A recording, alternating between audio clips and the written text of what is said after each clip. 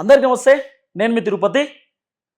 ఆంధ్రప్రదేశ్ మాజీ ముఖ్యమంత్రి వైఎస్ జగన్మోహన్ రెడ్డి పాపం టెన్షన్లో ఉన్నట్టుగా కనబడుతున్నది. వైఎస్ జగన్మోహన్ రెడ్డి వ్యవహారం చూసి వైసీపీ పార్టీకి సంబంధించినటువంటి లీడర్లు చాలామంది టెన్షన్లో ఉన్నారనేటటువంటి ఒక చర్చ కూడా వినబడుతున్నది. వైసీపీ పార్టీ ఎమ్మెల్యేలు కూటమికి సంబంధించినటువంటి నాయకులతో డిస్కస్ చేస్తూ ఉన్నారట. మేము ఈ పార్టీలోకి రావడానికి రెడీగా ఉన్నాం, దయచేసి మమ్మల్ని తీసుకోండి, కావాలంటే మీరు ఎవరికి క్షమాపణ చెప్పమంటే వాళ్ళకి మేము క్షమాపణ చెప్పడానికి సిద్ధంగా ఉన్నామంటూ కూడా కొంత రిక్వెస్ట్ చేస్తున్నారు అనేది ప్రధానంగా వినబడుతున్న చర్చ. అసలు జగన్మోహన్ రెడ్డి ఎందుకు టెన్షన్లో ఉన్నాడు? జగన్మోహన్ రెడ్డిని చూసి వైసీపీ పార్టీ లీడర్లు ఎందుకు టెన్షన్ పడుతున్నారు? అసలు కూటమి రెడ్ బుక్లో ఎంతమంది లిస్ట్ ఉన్నది, ఎంతమంది త్వరలో జైలు పోయేటటువంటి అవకాశం ఉందో మనం డిస్కస్ చేసేటటువంటి ప్రయత్నం చేద్దాం. ఇవన్నీ అంశాలపైన మాట్లాడడానికి నాతో పాటు సీనియర్ జర్నలిస్ట్ కట్టా కార్తిక్ గారు నా ముందున్నారు, మాట్లాడదాం. కార్తిక్ అన్న నమస్తే. నమస్తే తిరుపతి. వైఎస్ జగన్మోహన్ రెడ్డి పాపం టెన్షన్లో ఉన్నాడు. వైఎస్ జగన్మోహన్ రెడ్డిని చూసి వైసీపీ పార్టీ లీడర్లు టెన్షన్లో ఉన్నారు. ఎందుకు అసలు జగన్మోహన్ రెడ్డి ఎందుకు అయోమయంలో ఉన్నాడు? అంటే కూటమిని చూస్తే జగన్మోహన్ రెడ్డికి ఏమైనా ఇబ్బంది అవుతుందా, లేకపోతే జగన్మోహన్ రెడ్డినే జైలుకు తీసుకుపోతే మా పరిస్థితి ఏంది అనేటటువంటి ఆలోచనలో వైసీపీ లీడర్లు ఏమైనా ఉన్నారా? అంటే జగన్ ఎప్పుడూ చూడని చీకటి రోజులు ఇప్పుడు చూస్తున్నాడు. అంటే పార్టీ పెట్టే నాడు కూడా జగన్మోహన్ రెడ్డి మీద అనేక కేసులు, జైలు ఇవన్నీ చూసి వచ్చాడు. కానీ అప్పటికంటే ఇప్పుడు పరిస్థితి ఇంకా భిన్నంగా ఉంది. అప్పుడు జైలుకి పోయినప్పటికీ కూడా, కేసులు పెట్టినప్పటికీ కూడా జగన్కి జనం ఉన్నారు. జనం ప్రభంజనంగా ఉన్నటువంటి రోజులు అవి. బై ఎలక్షన్ జరిగితే జగన్ మద్దతుదారులు విపరీతంగా గెలిచిన రోజులు అవి. జగన్ ఏం చెప్తే నమ్మే రోజులు ఆ రోజు ఉన్నాయి. కానీ తను ముఖ్యమంత్రిగా పనిచేసిన తర్వాత 5 సంవత్సరాల జగన్మోహన్ రెడ్డి గారి పరిపాలన తర్వాత ఘోరమైన ఓటమి, 151 సీట్ల నుంచి 11 సీట్లకు రావటం. ఇప్పుడు వరుసగా వైసీపీ నాయకులు అరెస్ట్ అవుతున్నారు. పైగా జనం మద్దతు ఇవ్వట్లేదు, సింపతి క్రియేట్ కావట్లేదు. వైసీపీ నాయకులు అరెస్ట్ ఇంకెప్పుడు చేస్తారు అనేటువంటిదే ప్రజల నుంచి ఎదురవుతోంది. ఈ పరిస్థితిని చూసి జగన్మోహన్ రెడ్డి ఆశ్చర్యపోతూ ఉన్నాడు. పైగా జగన్మోహన్ రెడ్డి మొన్న సంక్రాంతి తర్వాత జనంలోకి వస్తానని వైసీపీ నాయకులు చెప్పాడు. ఓకే, ఆ మాట చెప్పిన మరుక్షణం వైసీపీ నుంచి ఇద్దరు మాజీ మంత్రులు, ఇద్దరు మాజీ ఎమ్మెల్యేలు రాజీనామా చేశారు. ఎందుకు? మీరు జనంలోకి రావద్దు, మీరు జనంలోకి వస్తే మీతో పాటు మమ్మల్ని కూడా జనం కొడతారు అని చెప్పేసి. అంటే జనంలోకి జగన్ని రావద్దు అని చెప్పేసి వైసీపీ నాయకులే చెప్తున్న ప్రత్యేకమైన పరిస్థితి. ఓకే, అంటే మామూలుగా జనంలోకి పోయి హడావుడి చేద్దామని అనుకున్నాడు, కానీ పోలేనటువంటి పరిస్థితి. వద్దు అని వైసీపీ నాయకులే చెప్తున్న పరిస్థితి. అంటే జగన్ మీద ప్రజల్లో అంత తీవ్రమైన వ్యతిరేకత. ఒకప్పుడు ఇలా లేదు పరిస్థితి. జగన్ మీద కేసులు పెట్టినప్పుడు కానీ, జైలుకు పంపినప్పుడు కానీ ఈ పరిస్థితి లేదు. కానీ ఇవాళ పరిస్థితి చాలా నెగిటివ్గా ఉన్నటువంటి పరిస్థితి. అంటే అటు జనంలోకి వెళ్ళలేడు, అలాని అధికారం కోల్పోయి ఇంట్లో కూర్చోలేడు. ఏం చేయాలో అర్థం కాని పరిస్థితి. ఒక్కొక్కరుగా నాయకులు జారుకుంటా ఉన్నారు. జగన్మోహన్ రెడ్డి గారితో కలిసి జైలు జీవితాన్ని జైలు జీవితాన్ని అనుభవించినటువంటి సహచరుడు, ఒక 3-4 దశాబ్దాల పరిచయం ఉన్నటువంటి వ్యక్తి, అన్ని రకాల విషయాల్లో కూడా తోడుగా ఉన్నటువంటి వ్యక్తి A2 విజయసాయిరెడ్డి రాజీనామా. పైగా అదే విజయసాయిరెడ్డి జగన్మోహన్ రెడ్డి వచ్చి హెచ్చరిస్తూ ఉన్నాడు, నీ విషయాలన్నీ నేను చెప్తా, లిక్కర్ స్కామ్కి సంబంధించి చెప్తా, ఇతర స్కామ్లు చెప్తా అని చెప్పేసి అంటున్నటువంటి పరిస్థితి. సో ఎవరు తన వాళ్ళు, ఎవరు తన వాళ్ళు కాదు, ఎవరు ఉంటారో ఎవరు ఉండరో తెలియనటువంటి ఒక అయోమయ పరిస్థితి. ఒకవేళ ఒకప్పుడు జగన్మోహన్ రెడ్డి గారు అరెస్ట్ అయితే తల్లి చెల్లి రోడ్ల మీద తిరిగారు, సానుభూతిని పండించారు, జనం వాళ్ళంట నడిచారు. కానీ ఇప్పుడు జగన్మోహన్ రెడ్డి గారు జైలుకి వెళ్తే ఆ సెంటిమెంట్ని క్రియేట్ చేయడానికి ఎవరున్నారు?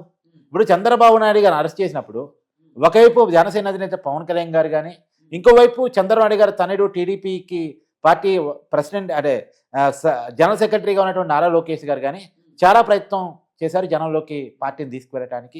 చంద్రబాబు నాయుడు అభిముఖాలను ఏకీకృతం చేసి దానికి మద్దతు, అంటే చంద్రబాబు నాయుడు అరెస్టుకు వ్యతిరేకంగా మద్దతు కూడబెట్టుకోవడానికి వాళ్ళ ప్రయత్నం. ఇంకో ఆప్షన్ ఇప్పుడు జగన్మోహన్ రెడ్డి గారు జైలుకి వెళ్తే జగన్మోహన్ రెడ్డి గారికి తోడుగా నిలవటానికి, అండగా నిలవటానికి ఉన్న వాళ్ళు ఎవరు? నేను అదే అడగబోతున్నా మిమ్మల్ని. ఇప్పుడు చంద్రబాబు నాయుడు గారు జైలుకు పోయినప్పుడు అప్పుడు కూటమి చాలా హెల్ప్ చేసింది. అంటే అఫ్కోర్స్ భారతీయ జనతా పార్టీలో ఉన్నటువంటి లీడర్లు చాలామంది హెల్ప్ చేసినారు. పవన్ కళ్యాణ్ గారు కూడా కూటమితో కొంత కలిసినాడు కాబట్టి హెల్ప్ చేసిండు.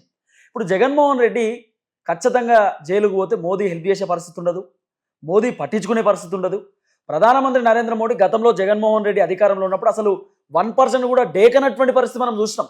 అంటే జగన్మోహన్ రెడ్డి మోదీ గారిని పిలిచినా కూడా రాకపోవడం, మోదీ గారు వచ్చినా కూడా జగన్మోహన్ రెడ్డి పట్టించుకోకపోవడం, అవన్నీ కూడా మనం చూసినాం కదా. సో జగన్మోహన్ రెడ్డి జైలుకు పోతే మోదీ నుండి సపోర్ట్ 1% కూడా ఉండదు కదా. సో కాబట్టి ప్రభుత్వాన్ని కూల్చేసే అవకాశం కూడా లేదు. సో ఓవైపు జగన్మోహన్ రెడ్డిని చూసి చాలా మంది లీడర్లు కూడా భయపడుతున్నారు. అంటే మాక్సిమం దీంట్లో ఉండడం కంటే వెళ్ళిపోవడమే బెటర్ అని చెప్పి ఏమైనా భావిస్తుర్రా వైసీపీ నాయకులు? అంటే చంద్రబాబు నాయుడు గారు అరెస్ట్ అయినప్పుడు బీజేపీ పెద్దలేమి సహకరించలేదు. అప్పుడు పవన్ కళ్యాణ్ గారు బీజేపీతో పొత్తులున్నప్పటికీ కూడా జనం అభిమానాన్ని అంటే జనం ఏమైనా అభిప్రాయాన్ని గమనించేసి చంద్రబాబు నాయుడు గారికి అండగా ఉండడానికి అప్పుడున్నటువంటి వైసీపీ ప్రభుత్వాన్ని దించకపోతే తప్ప ప్రజాస్వామ్యం బతకదు అని చెప్పేసి అనుకొని ఆయన మద్దతు చెప్పడం, ఆయన మద్దతు తర్వాత జనాల్లో ఉన్నటువంటి విషయాన్ని గ్రహించినటువంటి బీజేపీ అప్పుడు చంద్రబాబు నాయుడు గారి మద్దతు చెప్పడం జరిగింది. మొదట్లో ఏమి రాలే బీజేపీ గతంలో ఎప్పుడూ జగన్మోహన్ రెడ్డి గారికి అండగా ఉంటుంది అనేటువంటిదే ప్రజలు భావిస్తున్న మాట.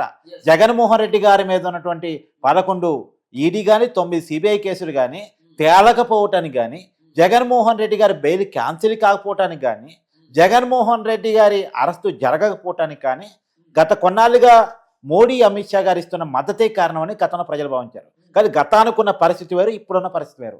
గతంలో వైసీపీకి లోక్సభలో చాలా స్థానాలు ఉండేవి, 21 స్థానాలు ఉండేవి, రాజ్యసభలో 12 స్థానాలు పైన ఉండేవి. కాబట్టి ఎప్పటికప్పుడు వైసీపీతో కేంద్రానికి కొంత అవసరం పడుతుండేది. సో ఆ ప్రయత్నంలో వైసీపీ కూడా కేంద్రానికి సపోర్ట్ చేస్తుండేది బీజేపీకి. అప్పుడు బీజేపీతో టీడీపీ కలిసి లేదు కాబట్టి జగన్మోహన్ రెడ్డి అడిగేదల్లా ఏం అడగడు కదా, పోలవరం నిధులు అడగడు, రాష్ట్రానికి హక్కులు అడగడు, అమరావతికి డబ్బులు అడగడు, ప్రయోజనాలు ఎక్కువ, నా కేసులు చూసి చూడట్టు పోయిన మాత్రం అడుగుతారు. కాబట్టి వాళ్ళకు కూడా పెద్ద విషయం కాదు కాబట్టి ఈ చూసి చూడట్టు పోయే వాళ్ళని. అయితే గతానికి ఉన్న పరిస్థితి ఇప్పుడు లేదు.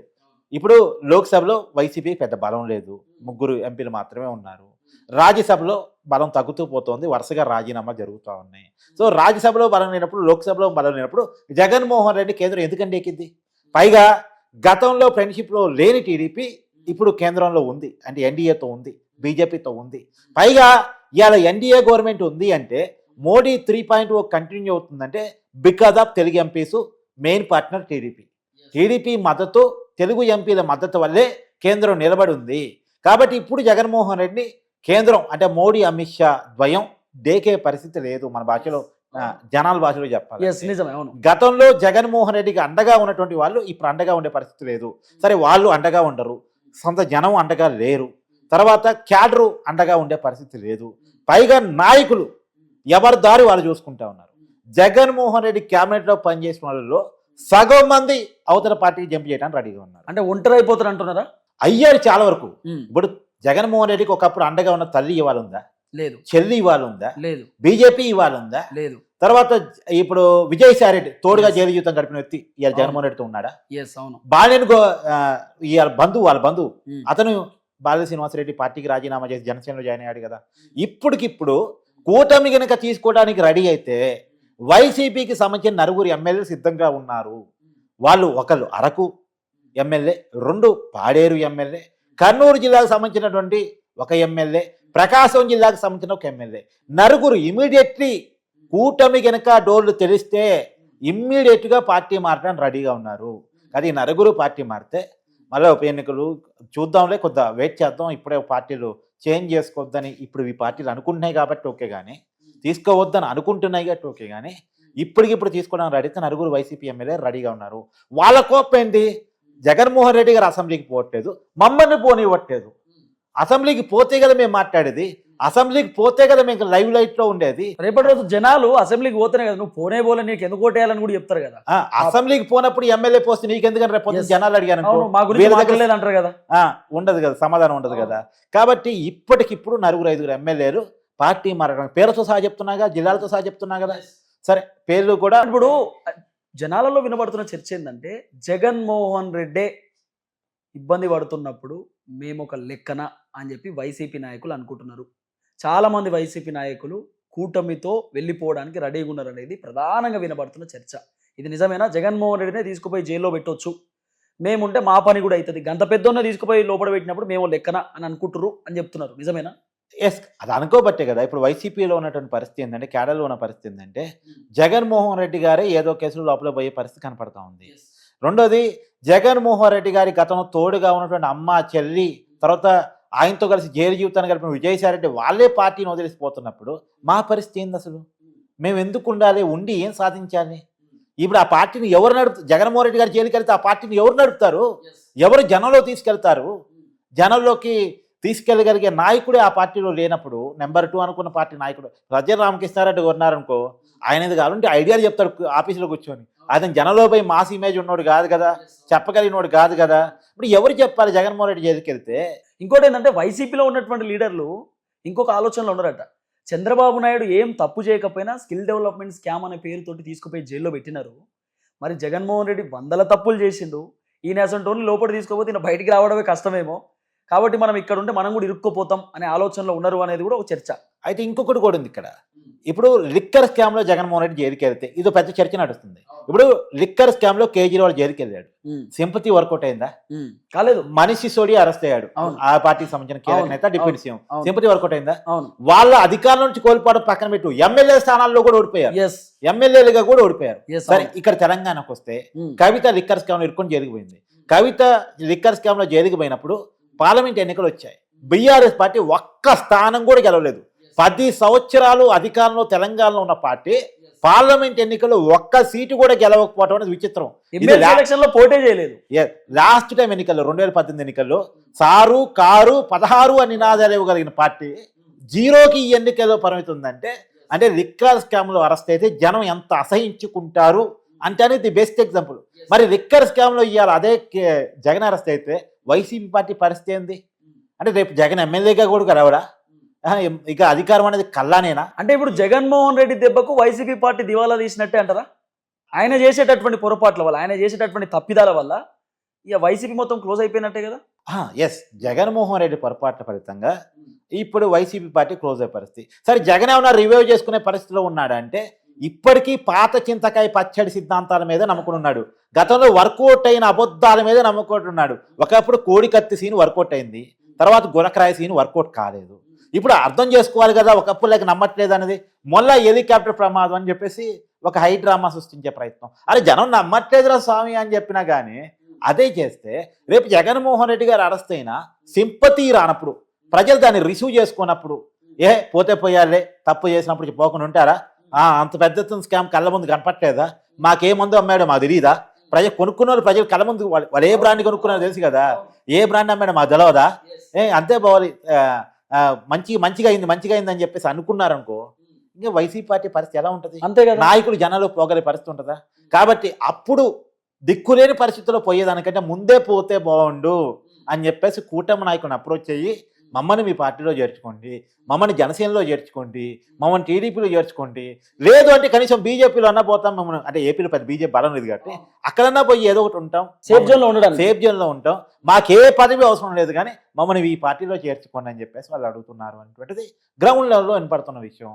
ఇది మాత్రమే కాదు, చివరికి వైసీపీ ఏమీ చేయలేని పరిస్థితి, విమర్శలు వస్తే దువ్వాడ శ్రీనివాస్ని ఓన్ చేసుకున్న వ్యక్తిని సస్పెండ్ చేయాల్సిన పరిస్థితిలో పడ్డారు.